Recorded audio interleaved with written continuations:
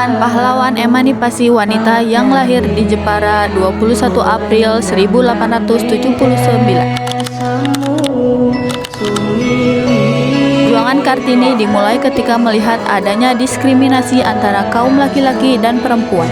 Pada saat 1891, hari itu Kartini tidak bisa berhenti bersedih karena kedua orang tuanya menyampaikan sebuah berita yang membuatnya sangat terkejut.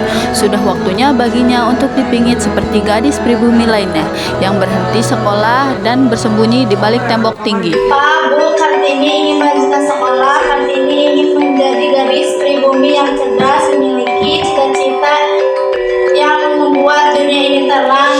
Kartini tidak ingin dipingit. Kartini ingin melanjutkan sekolah, Pak, Bu. Bapak tidak bisa menuruti permintaanmu. Ini adalah tradisi adat istiadat sejak dulu. Perempuan tidak perlu bersekolah tinggi. Sudah saatnya kamu pinggir.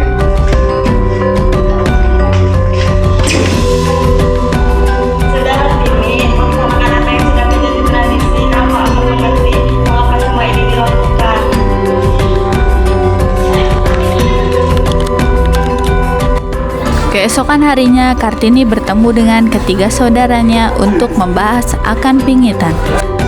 Bagaimana rasanya dipingit ya? Entahlah Tini, yang pasti kau tidak akan bebas berinteraksi dengan semua orang. Kau akan dikawal oleh pengawalmu. Aku tak mau dipingit, aku ingin sekolah. Tenanglah Tini, ini sudah menjadi adat dan kita tidak bisa melanggarnya. Bersabarlah, kami akan mencoba membantumu agar kau bisa bersekolah lebih tinggi. Terima kasih, aku sangat menyayangi kalian. Bersabarlah Tini, kau pasti bisa melalui semua ini. Kau wanita tangguh, kami yakin kau pasti bisa melalui semua ini. Ya, pasti. Kartini sedang duduk di salah satu bangku kayu yang terletak di belakang rumahnya. Tiba-tiba seseorang gadis berwajah Eropa terlihat berjalan dari kejauhan. Kartini memincing matanya dan segera tertawa gembira melihat siapa yang datang mengunjunginya. Ternyata sahabatnya Stella. Stella, Kartini.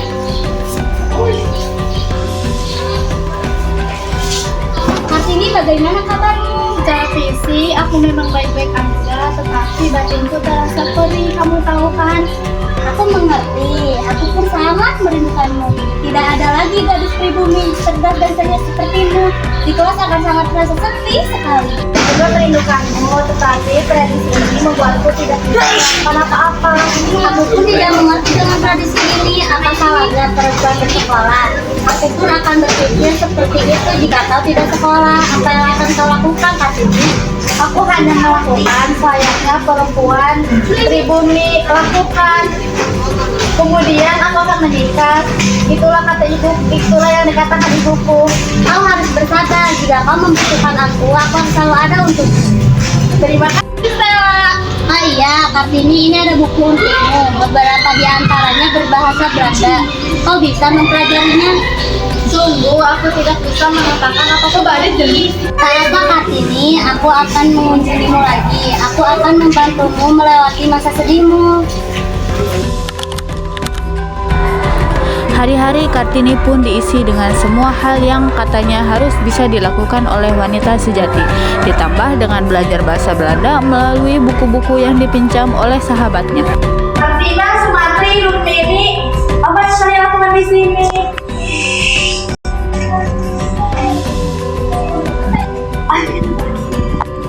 Iya, ayo kita pergi keliling Jepara.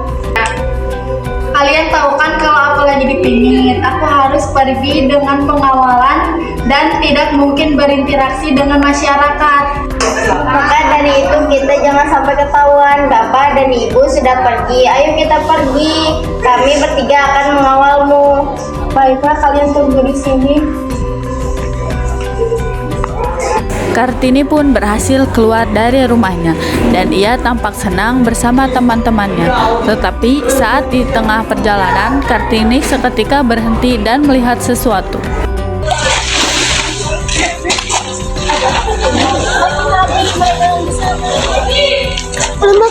Mereka pun menghampiri warga yang ada di gubuk itu.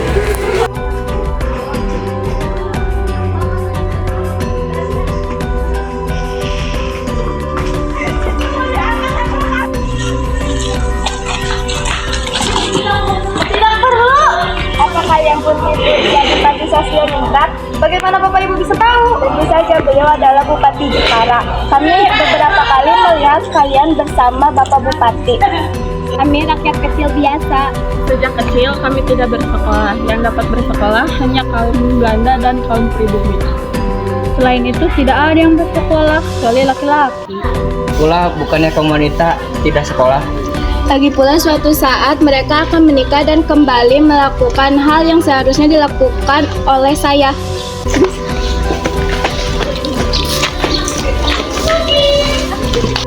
Setelah Kartini mendengarkan jawaban rakyat tersebut, mereka pun pulang. Setibanya Kartini di rumah, ia terkejut atas kedatangannya Rosa. Rosa, dengan siapa kamu di sini? Apakah kamu bersama sahabat-sahabat yang lain? Tidak, aku bersama kedua orang tuaku. Kalau begitu, aku ingin bertemu dengan mereka. Sebentar, ada yang harus aku bicarakan. Aku harus pergi. Apa maksudmu? Aku akan melanjutkan sekolahku di Belanda. Aku sudah lulus dan ingin meraih pendidikan yang lebih tinggi. Lalu bagaimana dengan Stella, Ani, dan Pankol? Mereka juga pergi. Kami akan berangkat. Sebenarnya kami ingin mengajakmu ke Belanda, Kartini. Kami ingin kau meraih cita-citamu. Kami ingin kau melanjutkan sekolahmu. Namun kami juga tahu kau tidak akan pernah diizinkan untuk pergi. Aku tidak tahu harus gimana, Rosa. Kita masih bisa berbalas surat, Kartini. Yakinlah bahwa aku akan membalas suratmu dan akan menceritakan keadaan di luar sana. Hari-hari dilewati oleh Kartini dengan lebih bersemangat. Ia selalu berkiriman surat dengan para sahabatnya. Ada banyak hal yang dia ceritakan oleh para sahabatnya, termasuk melanjutkan pendidikan melalui beasiswa kedokteran Belanda untuk Kartini. Ini untuk apa kamu melanjutkan bersekolah? Ibu tahu melanjutkan sekolah adalah keinginanmu, ditambah ibu dan bapak tidak menanggung bayaran. Tapi kau adalah anak perempuan, kau sudah dewasa nak. Ini kau adalah wanita, umur sudah cukup. Bahkan biasanya tidak ada wanita berumur 24 tahun yang belum menikah di Jepara. Kau sadar itu, Tini? Sudah saatnya kau menikah. Ibu, bukankah ibu tahu ini memiliki cita-cita untuk membuat kaum perempuan bersekolah, untuk membuat kaum pribumi ini mengenyam pendidikan. Jika Tini menikah, maka mimpi Tini tidak akan terwujud. Pernikahan itu hanya menghambat segalanya. Ia adalah Raden Mas Adipato Aryo Singgi Dejo Andikrat Bupati Kembang. Tini ingin menemuinya terlebih dahulu, Bu. Ada beberapa hal yang perlu Tini pertimbangkan. Baik. Kartini dan kedua orang tuanya menunggu di ambang pintu, menunggu kehadiran sosok yang sudah ditunggu-tunggu, yaitu Raden Mas Adipati Aryo Singgi. Bagaimana dengan jawaban Kartini sendiri? Bapak Ibu, Kartini ingin berbicara berdua sama Bang Raden Pati. Baiklah. Saya juga ingin wanita tidak lagi ditindas menjadi kaum yang lemah bagaimana dengan pendapat Adipati.